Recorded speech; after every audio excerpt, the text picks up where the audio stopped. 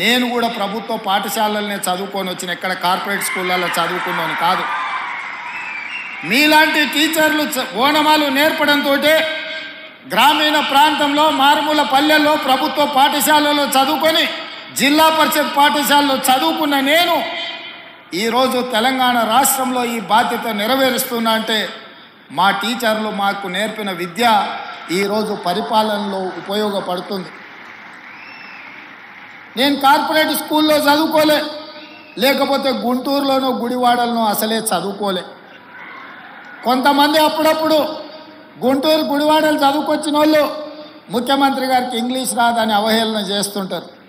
నేను ఒక మాట అడగదలుచుకుని వేదిక మీద నుంచి, చైనా, జపాన్, జర్మనీ ఈ దేశాలలో ఎవరికి ఇంగ్లీష్ రాదు, కానీ ప్రపంచంతోనే పోటీ పడిన అభివృద్ధిని ఈరోజు ఉత్పత్తిని ఆయా దేశాలు అందిస్తున్నాయి. ఇంగ్లీష్ అనేది ఒక భాష ప్రపంచంలో ఉద్యోగ ఉపాధి అవకాశాలు దొరకడానికి ఉపయోగపడుతుంది. ఆనాడు ఆ రోజు ఆ పాఠశాలలో ఉన్న వసతులను బట్టి మాకు గురువులు నేర్పించిన చదువు మేము నేర్చుకున్నాము. ఈరోజు మీకు నా సూచన, ప్రతి విద్యార్థికి ప్రపంచంలో ఉద్యోగ ఉపాధి అవకాశాలు వచ్చే ఇంగ్లీష్ భాషను కూడా మీరు నేర్పండి.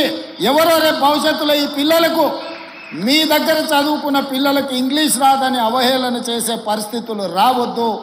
వాళ్లకు ఖచ్చితంగా మంచి భాషను, మంచి భావాన్ని, దేశభక్తిని పెంపొందించే విధంగా వాళ్ళకి విద్యాబుద్ధులు నేర్పండి. రాష్ట్రం పట్ల, దేశం పట్ల, ఈ సమాజం పట్ల సామాజిక స్పృహ ఉండే విద్యార్థులను తయారు చేయండి. ఈ దేశానికి వాళ్ళే రేపటి నాయకులు అవుతారు, రేపటి పాలకులు అవుతారు. రేపటి నాయకులను, రేపటి పాలకులను తయారు చేసే బాధ్యత మీ మీద ఉన్నది. ఇది గురుతరమైన బాధ్యత, గురువు బాధ్యత అని చెప్పి నేను సంపూర్ణంగా విశ్వసిస్తున్నా. ఈరోజు రాష్ట్రంలో గురుకుల పాఠశాలలు ఇచ్చినా అంటున్నాడు. ఎస్సీ, ఎస్టీ, మైనారిటీ, ఓబీసీ గురుకుల పాఠశాలలు ఇచ్చినా అని అంటున్నారు గత పాలకులు. నేను అడుగుతున్న, ఎవరికైనా ఎక్కడైనా మౌలిక వసతులు ఉన్నాయా? అక్కడో ఇక్కడో పిట్టగూళ్ళలోనో పోల్ట్రీ ఫాముల్లోనో ఈ పిల్లలు చదువుకునే పరిస్థితులు కల్పించారు. అందుకే ఒక మోడల్ రెసిడెన్షియల్ విధానాన్ని తీసుకురావాలని మొట్టమొదటి ప్రయోగంగా కొడంగల్ శాసనసభ నియోజకవర్గంలో దాదాపుగా 25 ఎకరాలలో 150 కోట్లతోని SC, ST, minority and OBC residential schools అన్నిటినీ ఒకే క్యాంపస్లో ఒక యూనివర్సిటీ మోడల్లో నిర్మిస్తున్నాం. ఎకరాలలో మైదానాన్ని తయారు చేసి క్రీడా ప్రాంగణాన్ని అందించడం ద్వారా మానసికంగా, శారీరకంగా ఆ విద్యార్థులు రాటుదేలాలి, ఈ సమాజానికి ఉపయోగపడాలి అన్న ఆలోచన మేము చేస్తున్నాం. అందుకే ఈ రాష్ట్రంలో 119 శాసనసభ నియోజకవర్గాలలో ఎక్కడ అవకాశం ఉన్నా ఈ నమూనాతో ఒక క్యాంపస్ను క్రియేట్ చేయాలి, పేద విద్యార్థులకు విద్యను అందించాలన్న ఆలోచన మా రాష్ట్ర ప్రభుత్వం చేస్తున్నది. ఇదే ఆనాడు ప్రతి కిలోమీటర్కు సింగిల్ టీచర్ పాఠశాల, ప్రతి 3 కిలోమీటర్లకు ప్రాథమిక పాఠశాల, ప్రతి 5 కిలోమీటర్లకు ప్రాథమికోన్నత పాఠశాల, ప్రతి 10 కిలోమీటర్లకు ఒక హై స్కూల్, ప్రతి మండలంలో జూనియర్ కాలేజు, ప్రతి నియోజకవర్గంలో డిగ్రీ కాలేజు, ప్రతి రెవెన్యూ డివిజన్లో ఇంజనీరింగ్ కాలేజ్, ప్రతి జిల్లాలో మెడికల్ కాలేజ్ అండ్ యూనివర్సిటీలను ఇవ్వాలన్న విద్యా విధానంతో ఆనాడు కాంగ్రెస్ పార్టీ 2004 నుంచి 2014 వరకు పేదలకు విద్యను అందించే ప్రయత్నం చేసింది. ఈ గత 10 సంవత్సరాలలో గత ప్రభుత్వం ఒక్క డిఎస్సి నోటిఫికేషన్ ఇస్తే 2004 నుంచి 2014 వరకు 4 డిఎస్సి నోటిఫికేషన్లు ఇచ్చి 1,00,000 మంది టీచర్ల నియామకాలు చేపట్టి పేద విద్యార్థులకు విద్యను అందుబాటులోకి తీసుకొచ్చింది. మరి గత ప్రభుత్వం దాదాపుగా సింగిల్ టీచర్ పాఠశాలలు రేషనలైజేషన్ పేరు మీద ఈరోజు 6,000 పైచిలకు పాఠశాలలను మూతవేసి పేదలకు, దళితులకు, గిరిజనులకు, వెనుకబడిన ప్రాంతాల యొక్క పేదల పిల్లలకు విద్య అందకుండా విద్యకు దూరం చేసి, బర్రెలను కాసుకునే వాళ్ళు బర్రెల్నే కాసుకోవాలి, గొర్రెల్ని పెంచుకునేవాడు గొర్రెల్నే కాసుకోవాలి, చేపలు పట్టుకునేటోడు చేపలే పట్టుకోవాలి, చెప్పులు కుట్టుకునేటోడు చెప్పులే కుట్టుకోవాలనే పథకాలు తీసుకొచ్చే ప్రయత్నం చేసింది. నేను అడుగుతున్న ఇక్కడున్న ఉపాధ్యాయులను, భవిష్యత్ తరాలను తీర్చిదిద్దబోయే మిమ్మల్ని నేను అడుగుతున్నా. మన తాతలు ముత్తాతలు చెప్పులు గుట్టో చేపలు పట్టో గొర్రెలు పెంచుకోనో బర్రెలను కాసుకోనో బతుకుతే మన మనమన్లు కూడా అదే వృత్తి చేపట్టాలనా? లేకపోతే వాళ్ళు చదువుకొని డాక్టర్లు, లాయర్లు, ఇంజనీర్లు, ఐఏఎస్లు, ఐపీఎస్లు కావాలన్నా? మీరు ఆలోచన చేయండి. ఈ ప్రభుత్వంలో వాళ్ళు భాగస్వాములు కావద్దా? ఇంకా వాళ్ళ జీవితాలు గొర్రెల బర్రెల చుట్టూతోనే తిరగాలనా అని నేను అడుగుతున్నా. గత ముఖ్యమంత్రి గారు పెంచుకున్న వాళ్ళ మనవడు పెంచుకున్న పెంపుడు కుక్క చచ్చిపోతే డాక్టర్ మీద క్రిమినల్ కేసులు పెట్టి బంజారాయిల్స్ పోలీస్ స్టేషన్లో లోపలేపించారు. వాళ్ళ పెంపుడు కుక్కకు జ్వరం వస్తే డాక్టర్ చూడలేదని ఆ వెటర్నరీ డాక్టర్ల మీద కేసులు పెట్టారు.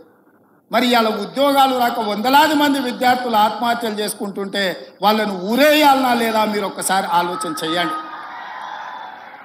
మీరు పెంచుకున్న బొచ్చు కుక్కకున్న విలువ పేదోడి బిడ్డల ప్రాణాలకు లేదా అని చెప్పి మేము సభాముఖంగా నేను మీ ద్వారా ప్రశ్నించదలుచుకున్నాను.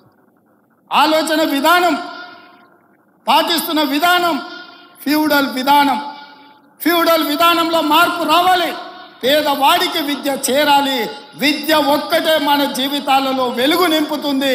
చదువుకోవడం ద్వారా ఈ ప్రపంచానికే మనము ఏదైనా కావచ్చు, ఎక్కడికైనా చేరవచ్చు. దానికి మీరే బాధ్యత వహించాలి. మీరు ఖచ్చితంగా దిశగా ప్రయాణించాలి.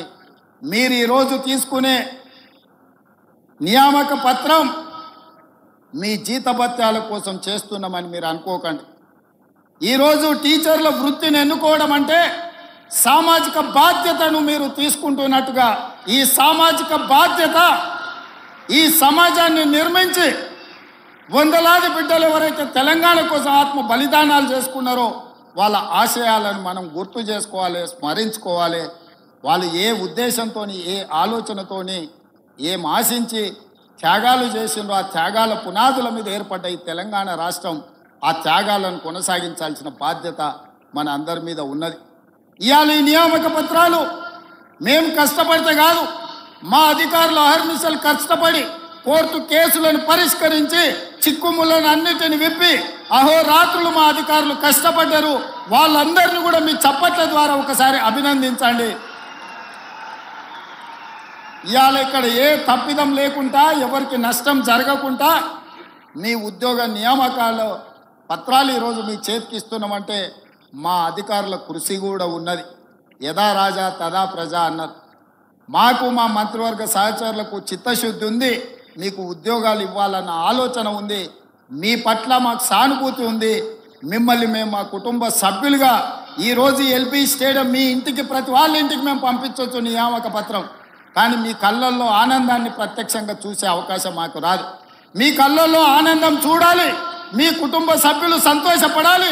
రాష్ట్రంలో ఉన్న 4 కోట్ల మంది మీ సంతోషంలో భాగస్వాములను చేయడానికే ఈ ఎల్బీ స్టేడియంలో అందరి సమక్షంలో ఈ కార్యక్రమాన్ని చేపట్టినాం. ఇది నిరుద్యోగ యువకులకు స్ఫూర్తిని ఇవ్వాలి. ఆత్మహత్యలు చేసుకుంటున్న నిరుద్యోగ యువకులకు ఒక భరోసాని ఇవ్వాలి. మా ప్రభుత్వం వచ్చింది, మా ఉద్యోగాలు వస్తాయనే ఒక నమ్మకాన్ని కల్పించడానికి ఈ కార్యక్రమాన్ని మేము చేపట్టినాం.